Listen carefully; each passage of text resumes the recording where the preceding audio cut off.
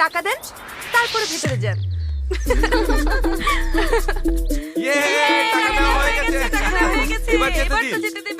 টাকা এই জিনিসের আবার চলন আছে নাকি? অচল দিয়ে সচল রেডিয়ে যেতে চান?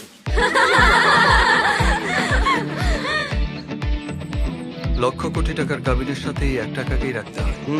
বাবা, কত ক্যালকুলেশন! ক্যালকুলেশন সাহেবের নামটা কি? প্রথম আহা, নামের বাহারে তো ভাইসা গেলাম রে। আচরণটা খয়রাতির মতো কেন?